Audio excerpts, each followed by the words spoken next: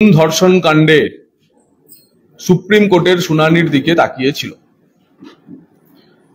Supreme court ব্যতিক্রমীভাবে প্রধান বিচারপতি DY চন্দ্রচূড়ের bench প্রায় 2.5 ঘন্টা এই মামলাটির শুনানি আজ করেছে এবং শুনানি পর্বে রাজ্যের কৌশলী চড়া দামে রাখা একটি খুন ও ধর্ষণের ঘটনাকে ডিফেন্ড করা রাজ্যের কৌশলী কেন্দ্রীয় সরকারের তথা CBI এর কৌশলী হিসেবে সলিসিটর জেনারেল সহ এই মামলার অংশগ্রহণকারী সমস্ত আইনজীবীদের কথোপকথন আমরা সবাই লাইভ টেলিকাস্ট দেখেছি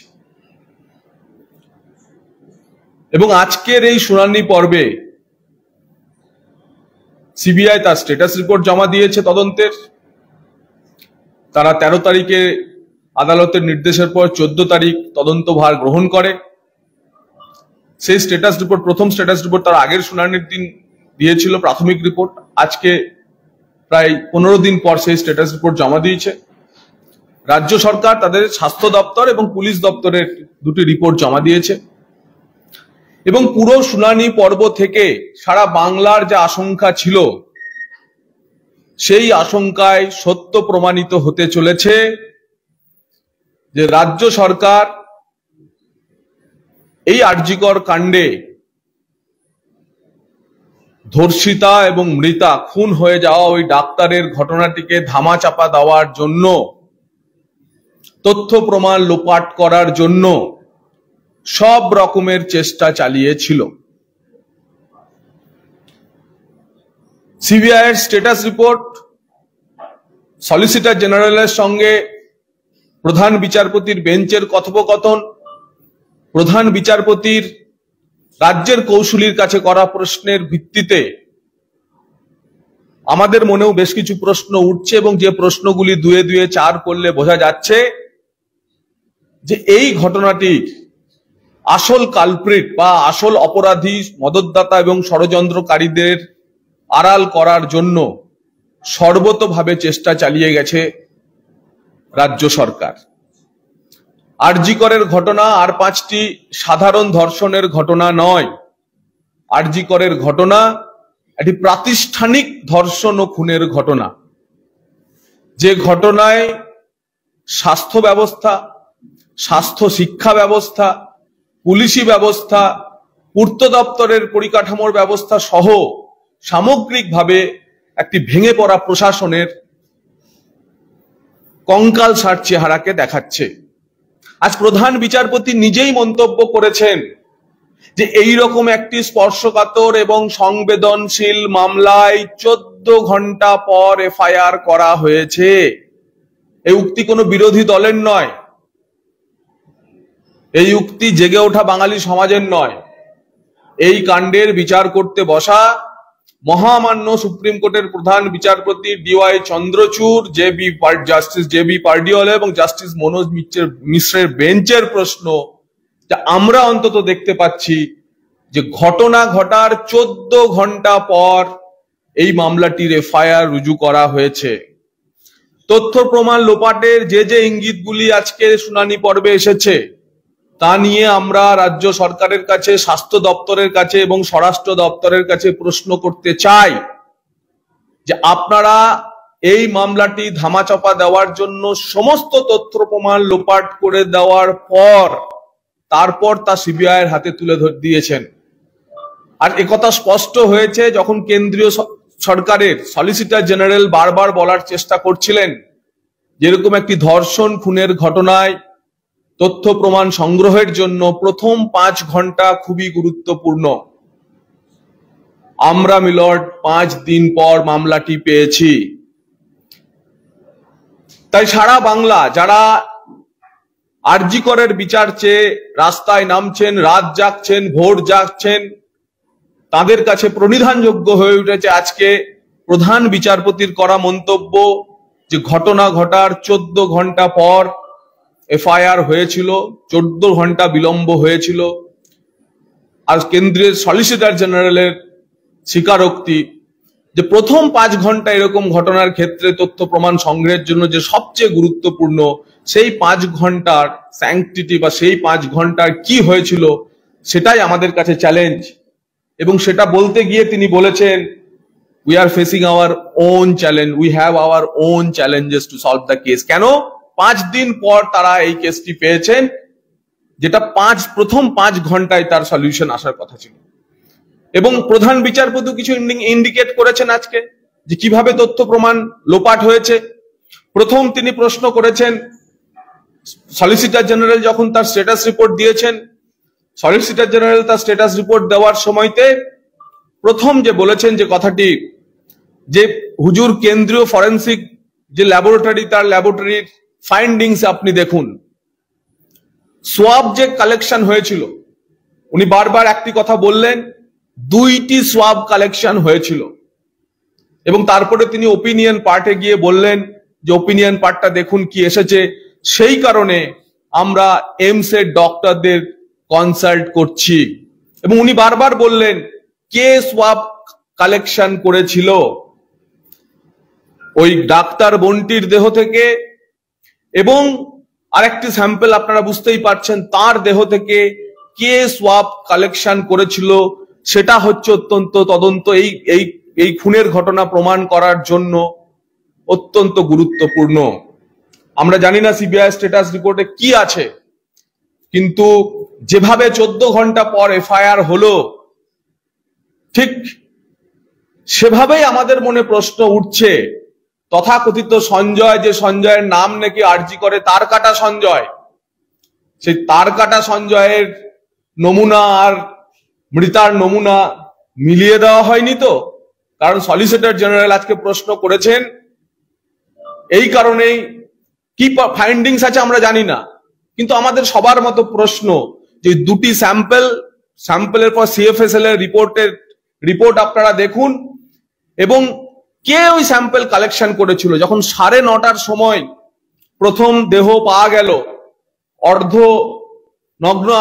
অর্ধনগ্ন অবস্থায়, তার সারা শরীরে আঁচড়ের চিহ্ন, এইরকম অবস্থায় পাওয়া একটি দেহ, আর তারপরেতে সার্চ অ্যান্ড সিজার কখন হচ্ছে?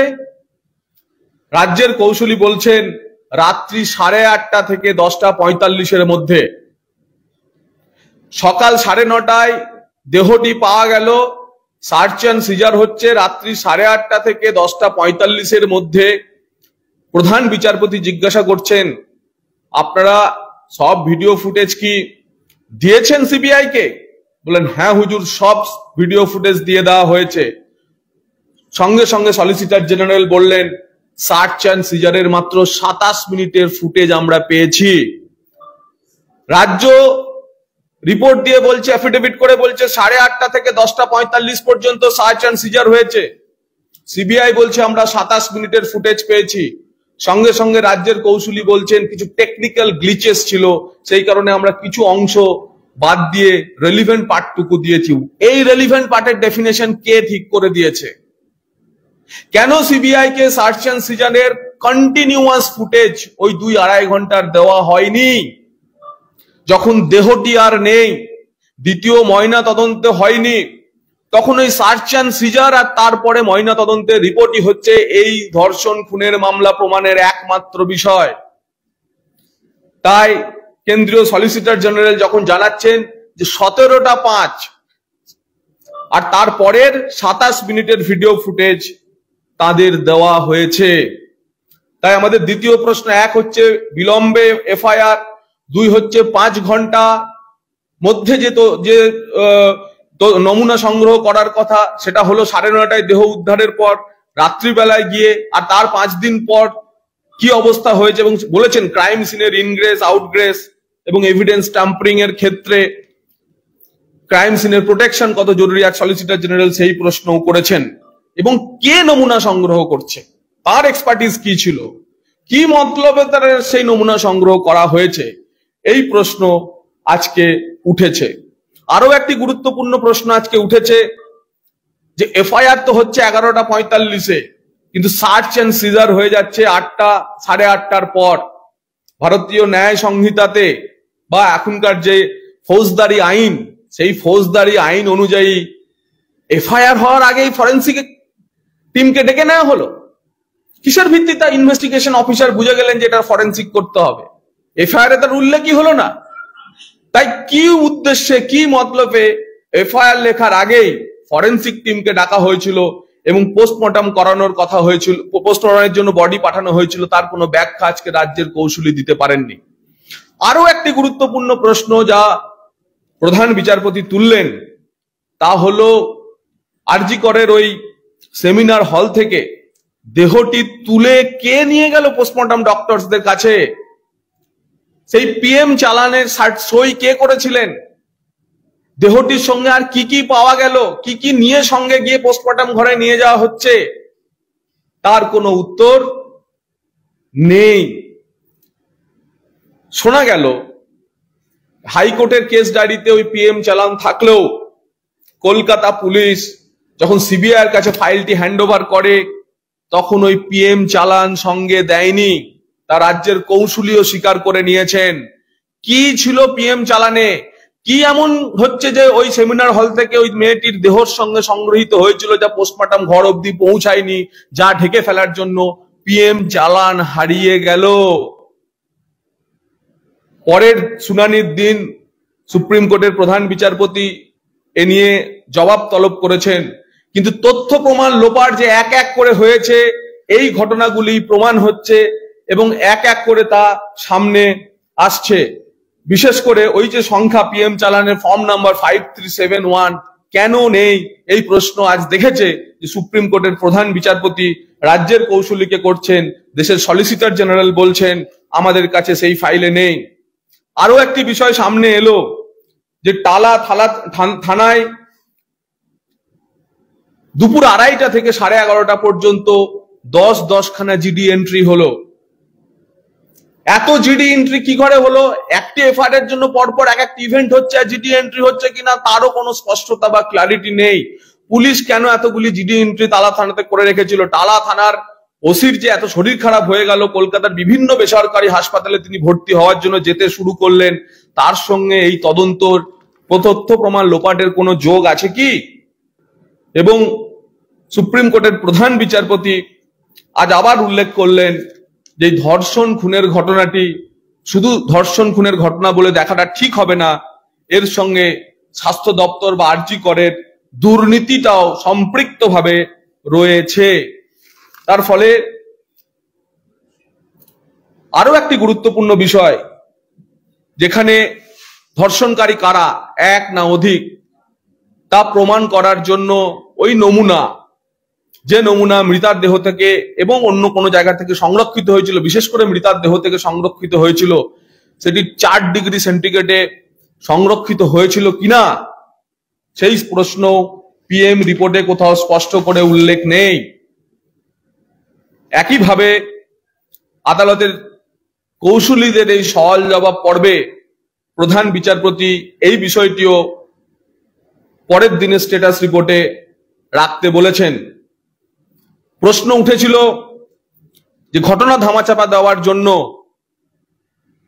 মৃতার পরিবারকে, ধর্ষিতা ওই বোনটির পরিবারকে কোনো অর্থের বিষয় বা অর্থ অফার করা হয়েছিল কিনা। প্রধান বিচারপতি বলেছেন সেটা সিবিআই তদন্ত করে দেখছে, সিবিআইয়ের স্ট্যাটাস রিপোর্টের পার্টেই সেটা রয়েছে। এরপর যেহেতু তদন্ত চলছে তাই তারা এ নিয়ে আর বিশদে মুখ খুলতে চায় না। তাই আমাদের বক্তব্য স্পষ্ট যে আজকে অন্তত পক্ষে সওয়াল জবাব পর্ব থেকে বোঝা গেল, সিবিআই স্ট্যাটাস রিপোর্টে জমা দেওয়ার পর প্রধান বিচারপতির মুখে ওপেন কোর্টে সওয়াল জবাবে কথোপকথনে যেটুকু লিড পাওয়া যাচ্ছে তাতে স্পষ্ট হচ্ছে, কারণ রাজ্যের কৌশলী তার কোনো জবাব দিতে পারছেন না, সবটাই তিনি বলছেন পরে জানাবেন, জেনে জানাবেন। তার অর্থ এই খুনের ঘটনা ধামা চাপা, এই খুন ধর্ষণের ঘটনা ধামা চাপা দেওয়ার জন্য সব রকমের চেষ্টা চালিয়ে গেছে এই রাজ্যের সরকার, এই রাজ্যের স্বাস্থ্য দপ্তর, এই রাজ্যের পুলিশ। এবং কি কি প্রশ্ন বা খটকা যা আজকে আলোচনার মধ্যে এলো, এক, তথ্য প্রমাণ লোপাট করার জন্য প্রধান বিচারপতি বললেন 14 ঘন্টা পর এফআইআর কেন রুজু হয়েছে। সলিসিটর জেনারেল বললেন 5 ঘন্টার প্রথম 5 ঘন্টায় যেখানে সমস্ত নমুনা সংগ্রহ করার কথা, এভিডেন্স কালেকশন করার কথা, সেখানে সিবিআই এর হাতে তদন্ত এসেছে 5 দিন পর, ততদিন সবকিছু বদলে গেছে। সলিসিটর জেনারেল প্রশ্ন করেছেন সিএফএসএল এর রিপোর্ট দেখিয়ে যে হুজুর দেখুন কে নমুনা সংগ্রহ করেছিল, এক্ষেত্রে এটা গুরুত্বপূর্ণ। এবং তিনি দুটো সোয়াবের কথা বলে বলে প্রধান বিচারপতির বেঞ্চকে বারবার ওই রিপোর্টের পার্টটুকু পড়তে বলেছেন এবং বলেছেন সেই কারণেই এইমস এর ফরেনসিক মেডিসিন বা ফরেনসিক এক্সপার্টদের সহায়তা নেওয়া হচ্ছে। সার্চ অ্যান্ড সিজার হয়ে যাওয়ার পরে কেন এফআইআর? ফরেনসিক টিম ডাকার আগে হচ্ছে, পরে কেন এফআইআর? প্রায় পোস্টমর্টম রিপোর্টের ওপিনিয়ন পার্টে যেখানে লেখা রয়েছে যে insertion in her genitalia possibility of sexual assault, সেক্ষেত্রে সিএফএসএল এর যে রিপোর্ট আসছে, সলিসিটর জেনারেল বারবার প্রধান বিচারপতিকে সেই অংশটুকু পড়ে দেখতে বলেছেন, এর মধ্যে কোনো কন্ট্রাডিকশন এসেছে হয়তো, অর্থাৎ পিএম রিপোর্ট যা বলছে সিএফএসএল এর রিপোর্টের সঙ্গে তা হয়তো ম্যাচ করছে না, সেই কারণে এইমস এর কাছে ওই রিপোর্ট বা নমুনা আবার পাঠানো হয়েছে। সোয়াব কেন 4 ডিগ্রি সেন্টিগ্রেডে সংরক্ষণ করা হয়নি? পিএম চালান নেই কেন? কে পিএম চালান সরিয়ে দিয়েছে? কেন পিএম চালান সরিয়ে দেওয়া হলো? পিএম চালান এই কারণেই খুবই ইম্পর্টেন্ট, কারণ কি কি জিনিস ওই বডির সঙ্গে ময়না তদন্তের ঘরে নিয়ে যাওয়া হলো, আর ময়না তদন্তকারীরা সেসব নমুনা সংগ্রহ করার পর কি ইনকোয়েস্ট অফিসারের কাছে বা ডেপুটি ম্যাজিস্ট্রেট বা যে রেসপন্সিবল পুলিশ অফিসার তার হাতে জমা করছেন, এই দুটি খুবই তদন্তের জন্য গুরুত্বপূর্ণ। এটা মিসম্যাচ করছে কেন? দ্বিতীয়ত হচ্ছে ক্রাইম সিনের কর্ডনিং, ইনগ্রেস, আউটগ্রেস, যা এই শব্দগুলি প্রধান বিচারপতির মুখে উঠে এসেছেন। এই প্রশ্নগুলি রেখে আমাদের পরিষ্কার কথা যে আরজি করের মতো একটি প্রাতিষ্ঠানিক খুন ধর্ষণের ঘটনা ধামাচাপা দেওয়ার জন্য রাজ্য সরকার, রাজ্য পুলিশ, স্বাস্থ্য দপ্তর সব রকম চেষ্টা চালিয়ে গেছে, তথ্য প্রমাণ লোপাট করেছে। সেই তথ্য প্রমাণ লোপাটের কারণেই আজ সিবিআই কে অত্যন্ত চ্যালেঞ্জের মুখে এই তদন্তকে এগিয়ে নিয়ে যেতে চলেছেন।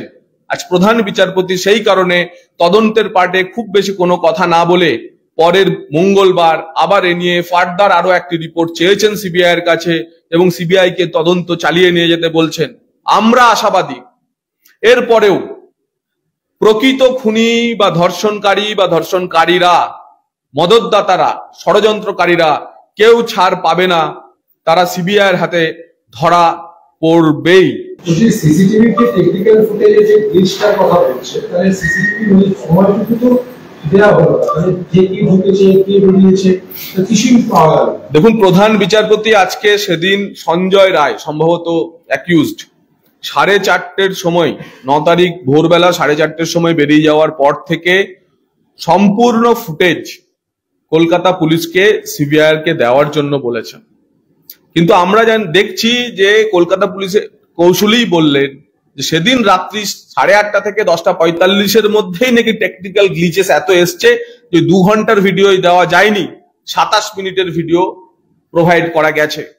সিবিআই পুরো ফুটেজ মানে এক্সামিন করছে এবং এরকম যদি কোনো টেকনিক্যাল গ্লিচেস থাকে, বেরোয়, কোনো সমস্যা হয়, আশা করব সিবিআই তদন্তের বিষয় সুপ্রিম কোর্টকে জানাবে। মমতা বন্দ্যোপাধ্যায় কিছুক্ষণ আগে বলেছে যে এভিডেন্স আমি বলতে বোঝায় তিনি সিস্টেমের কথা বলেছে যে ট্যাম্পার করতে যাবো কেন। দেখুন, মুখ্যমন্ত্রী ট্যাম্পার করতে যাবেন কেন সেটা নিয়ে আমাদের কি বলার কিছু নেই, কিন্তু তিনি মানে তিনি নন, তিনি ব্যক্তিগতভাবে ট্যাম্পার করতে যাবেন কেন? যদি উত্তরবঙ্গ লবি যুক্ত হয় তাহলে তার বাছাধনরা অবশ্যই ট্যাম্পার করতে যাবেন এবং সেটাই তো হয়েছে। আজ সুপ্রিম কোর্টের সামনে তার 21 লাখী আইনজীবী তো সেটা বলতে পারেননি। তিনি নবান্নের যে সাফাই মিটিং করলেন, পর্যালোচনা বৈঠক নাই তো, নিজের সাফাই দেওয়া অফিসারদের সামনে যে বৈঠকটি করলেন, রাজ্য সাফাই বৈঠক, তো সেই রাজ্যে সাফাই দেওয়া বৈঠকে অন্তত পক্ষে তিনি এটা কেন বলছেন? তার নর্থ বেঙ্গল লবির বাছাধনদের বাঁচানোর জন্য এবং এই বাস্তুতন্ত্রের আসল ফলভোগী কে সেটা তিনি বলুন। এই বাস্তুতন্ত্রের আসল ফলভোগী কে সেটা তিনি বলুন।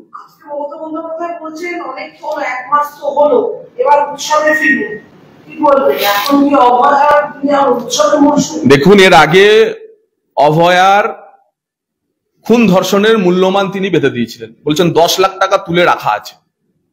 এবার অভয়ার মৃত্যুকে ভুলে যাওয়ার সময়সীমাও তিনি বেঁধে দিলেন, যে এইরকম একটি প্রাতিষ্ঠানিক ধর্ষণ হলে 1 মাস 1 দিন পর উৎসব করতে হয়, এবং সেই জন্য তার সিন্ডিকেট বাহিনী গণেশ পুজোতে পাগলু ড্যান্স করতে শুরু করেছে। 17 তারিখ বিশ্বকর্মা পুজো থেকে তারা পাগলু ড্যান্স করবেন, এবং পিতৃপক্ষে যখন আমরা পূর্বপুরুষের উদ্দেশ্যে তর্পণ করি তখন সেই পিতৃপক্ষে উনি পুজো উদ্বোধন করতে গিয়ে অভয়াকে ভুলিয়ে দেওয়ার চেষ্টা করবেন। কিন্তু ভারতীয় জনতা পার্টির শপথ যে উষা কালের অত্যাচার ভুলতে দেব না এবার। মুখ্যমন্ত্রী বলেছেন অভয়ার পরিবারকে টাকা অফার করা হয়েছিল, প্রমাণ করুন, চিঠি আছে, ওরা চেয়েছিল নবান্ন থেকে মুখ্যমন্ত্রী চ্যালেঞ্জ। দেখুন, মিডিয়ার মাধ্যমে আমরা জানতে পেরেছি তিনি বেহালাতে 14ই আগস্টের সম্ভবত কোনো সভা থেকে বলেছিলেন যে আমি তো পরিবারকে বলেছি ওদের জন্য 10 লক্ষ টাকা রাখা আছে। মানে এরকম প্রাতিষ্ঠানিক ধর্ষণের মূল্য 10 লক্ষ টাকা, সেটা তার মুখ থেকে আমরা শুনেছি, আপনারাই দেখিয়েছেন। তিনি তার পরিবারকে কি বলেছেন সেটা তো ওখানে আমি উপস্থিত ছিলাম না, কিন্তু মুক্ত মঞ্চে দাঁড়িয়ে বেহালাতে তিনি যা বলেছেন সেটা আমরা জানি 10 লাখের কথা তিনি বলেছিলেন, এবং তারপরে এখন বললেন যে এই খুন ধর্ষণের ঘটনাটি ভুলে যেতে হবে, কারণ এই খুন ধর্ষণের ঘটনা ভুলে যাওয়ারও সর্বোচ্চ সময়সীমা তিনি 1 মাস 1 দিন করে দিয়েছেন।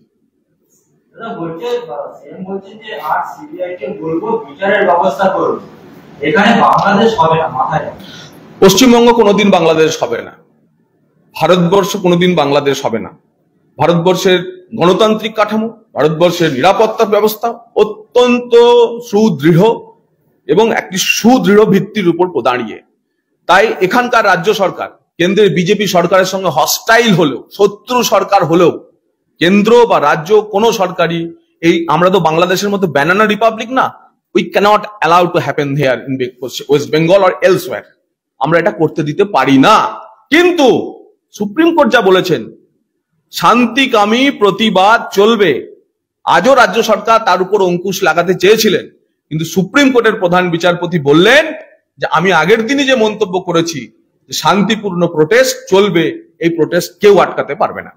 সিবিআই নজরে এসেছে অভয়ার ফোন, দেখা গেল তাতে কোনো তথ্য নেই, ফিঙ্গারপ্রিন্ট নেই, সমস্ত ফিঙ্গারপ্রিন্ট মুছে দেওয়া হয়েছে, একাধিক ইনফরমেশন রিলিজ করা হয়েছে, কিন্তু বিস্ময় করে যাচ্ছে। দেখুন, সিবিআই স্ট্যাটাস রিপোর্টে কি আছে সেটা আমার পক্ষে বলা সম্ভব নয়। আজ ওপেন কোর্টে যে কথোপকথন হয়েছে তার ভিত্তিতে আমি এটুকুই বলতে পারি যে নমুনা সংগ্রহে গলতি ছিল।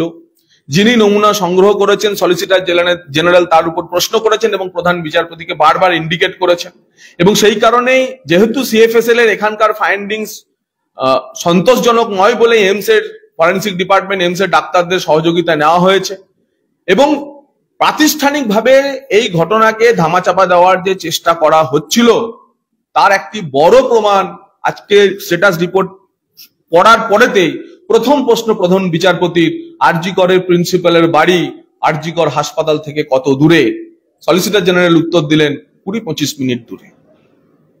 স্বাস্থ্য বিভাগে ঘুঘুর বাসা বামফ্রন্ট আমল থেকে এখনো বামপন্থীরা রয়েছে, আমরা সেই ঘুঘুর বাসা ভাঙতে পারিনি, স্বাস্থ্যমন্ত্রী মুখ্যমন্ত্রী বলছেন। দেখুন, ঘুঘুর ভাষা ভাঙার দায়িত্ব তার, ঘুঘুর ভাষা ভাঙার দায়িত্ব তার, কাজে ফেরানো ডাক্তারদের দায়িত্ব তার, এবং কেন উনি ভাষা ভাঙতে পারেননি আমি জানি না।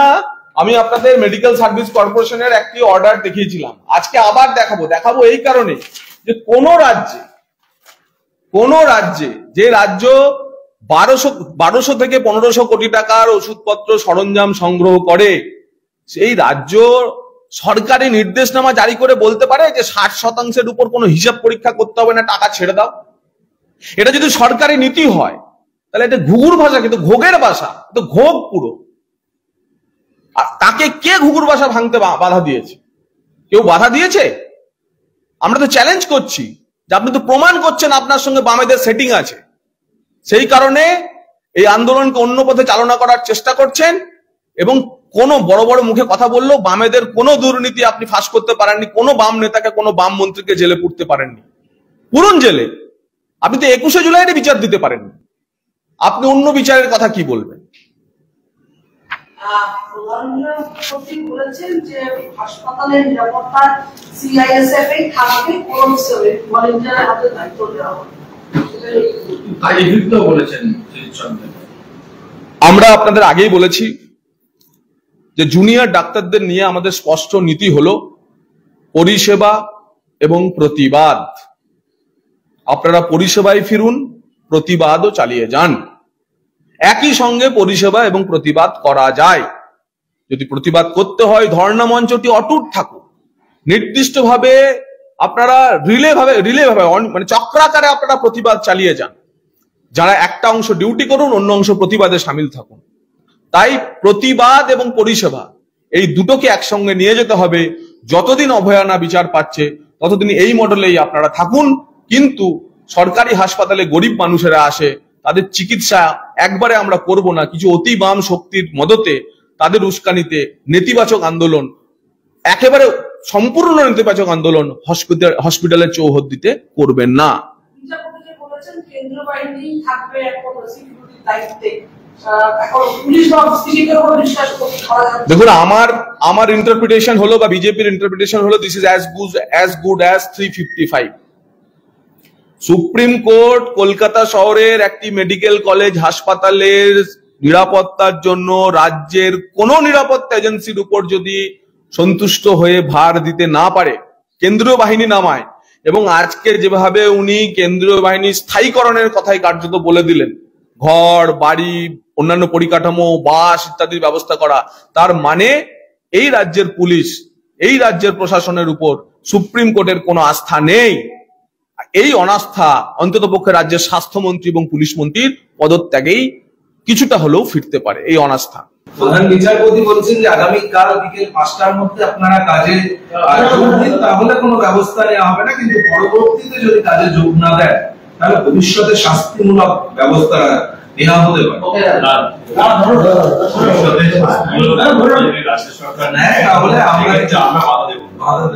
দেখুন, রাজ্যের মেডিকেল কলেজ হাসপাতালগুলোর চিকিৎসা পরিষেবা বহু ক্ষেত্রে রেসিডেন্ট এবং জুনিয়র ডাক্তারদের উপরেই নির্ভর করে।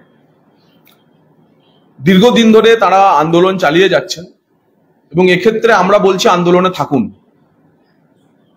আন্দোলনে থাকার সঙ্গে সঙ্গে আপনারা পরিষেবাও দিন।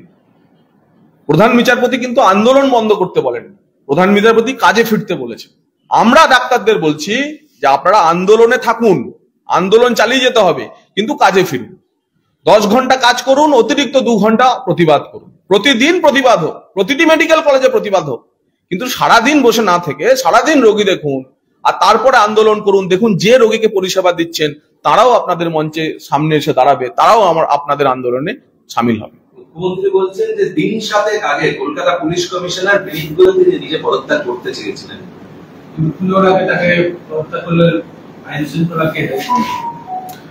তাহলে মুখ্যমন্ত্রীর অবস্থা যেটা হচ্ছে, মুখ্যমন্ত্রী নিজেই বলে দিয়েছেন। আজকে বিশেষ সচিব এবং তদূর্ধ্ব অফিসারদের সামনে মুখ্যমন্ত্রী বলেছেন যে 25 ভাগ অফিসার কাজ করে, বাকিরা 80 যায় মাইনে পাই করে। আপনাদের সবার হয়তো খেয়াল আছে। তাহলে বিনীত গোয়েল যদি চলে যায়, এত কিছুর পরে তো এত পাপ নিয়ে মুখ্যমন্ত্রী নিজের কাছে সেই পাপ টেনে নিচ্ছেন, সিপির পাপ। তদন্ত যে হয়নি আজকে সুপ্রিম কোর্টের শুনানিতে প্রমাণ হচ্ছে, ইঙ্গিত পাওয়া যাচ্ছে তথ্য প্রমাণ লোপাটের। তারপরেও উনি বিনীত গোয়েলকে বাঁচাতে চাইছেন, তার কারণ বিনীত গোয়েল ওই 25% লোকের মধ্যে পড়ে যারা হচ্ছে মুখ্যমন্ত্রী স্নেহধন্য। বাকি 75 ভাগ লোক সরকারি অফিসারদের অধিকাংশ যারা কিনা তাও মোটামুটি কাজ করার চেষ্টা করেন, যাদেরকে মুখ্যমন্ত্রী মনে করেন তারা 80 যায় মাইনা পায় করে, কোনো কাজ করে না।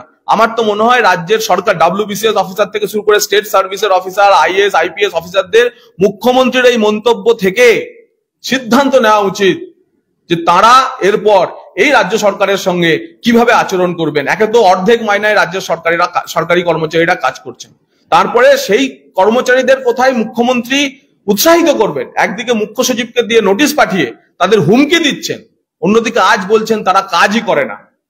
তার ফলে বিনীত গোয়েললাই তার কাছে রত্ন, যে বিনীত গোয়েলদের যথার্থভাবে জুনিয়র ডাক্তাররা একটি স্লোগানের মাধ্যমে চিহ্নিত করেছেন যে ভোর হলো দোর খোলো, বিনীত গোয়েল ওঠে রে, দাঁড়িয়ে আছে হাওয়ায় চটি, আস্তে করে চাটরে। মুখ্যমন্ত্রী বলছেন যে পুজোর অনুদান যারা নেবেন না, আরো অনেক অনুদানের জন্য অনেক পুজো কমিটি দেওয়া রয়েছে, আমরা তাদেরকে দিয়ে দেব। মুখ্যমন্ত্রীর তো শেষ সম্বল ওটাই। আমরা আজকে দাবি করছি যে উনি লক্ষ্মীর ভান্ডারের পুজো বোনাস 5000 টাকা করুন, এবং সেই সঙ্গে তপশিলি বন্ধু, বাংলা পেনশন যোজনায় যে ট্রাইবাল পেনশন পায় তাদেরও অন্তত পক্ষে 5,000 টাকা পেনশন এই পুজোতে বোনাস দেওয়া হয়। তার কারণ সিভিক ভলেন্টিয়ার অপমান করার পর তিনি ইমিডিয়েট প্রথম কাজ যেটি করলেন, সিভিক ভলেন্টিয়ারদের ভাতা বাড়িয়েছেন। আরজি করের খুন ধর্ষণ কাণ্ডে একজন সিভিক ভলেন্টিয়ার জড়িত থাকা প্রমাণ হওয়ার পর প্রথম কাজ যিনি করেছেন তিনি হচ্ছেন সিভিক ভলেন্টিয়ারদের ভাতা বাড়িয়েছেন।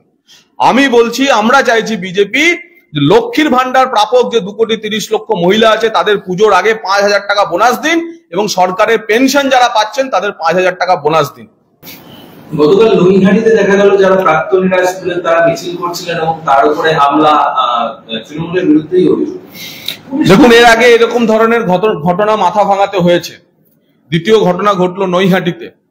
আগামীকালই বিরোধী দলনেতা শুভেন্দু অধিকারী মাথা ভাঙা যাচ্ছেন, ওই রাস্তার উপরে আমাদের মিছিল হবে, প্রতিবাদ মিছিল হবে এবং আমরা বিরোধী দলনেতাকে দলের তরফ থেকে অনুরোধ করব, নৈহাটিতেও আদালতের পারমিশন নিয়ে পুলিশের কাছে আমরা অলরেডি অনুমতি চেয়েছি, পুলিশ যদি অনুমতি না দেয়, আদালতের অনুমতি নিয়ে ওই নৈহাটির ওই রাস্তাতেও আমরা মিছিল করব।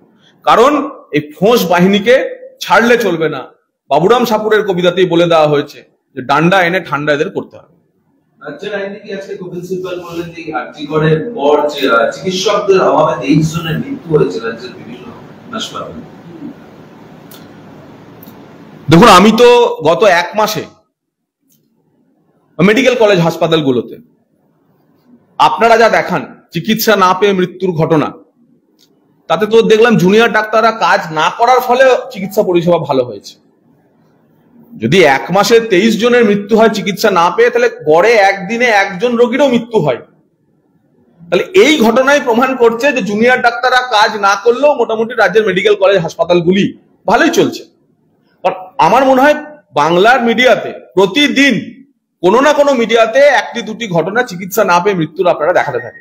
তো যদি 1 মাস মুখ্যমন্ত্রীর কথা অনুযায়ী 1 মাস একদিনে 23 জনের মৃত্যু হয়, তাহলে তো খুব বেশি মৃত্যু হয়নি। এবং এর দায় জুনিয়র ডাক্তারদের না, এর সঙ্গে জুড়বেন এটা। রাজ্যের চিকিৎসা পরিষেবা চালু রাখার দায় স্বাস্থ্য দপ্তরের, রাজ্য সরকারের। জুনিয়র ডাক্তারদের ঘাড়ে স্বাস্থ্য পরিষেবার দায় চাপিয়ে দিলে চলবে না। টালা থানার ওসিকে অনেকগুলো হাসপাতালে ঘুরতে হয়েছে, অনেক হাসপাতাল তাকে ভর্তি নেয়নি। আমি সেগুলোর দিকেও নজর রাখছি, মুখ্যমন্ত্রী বলছেন। ভয় দেখাচ্ছেন সবাইকে এবার বেসরকারি হাসপাতাল কর্তৃপক্ষকে, কিন্তু আর কোনো লাভ নেই।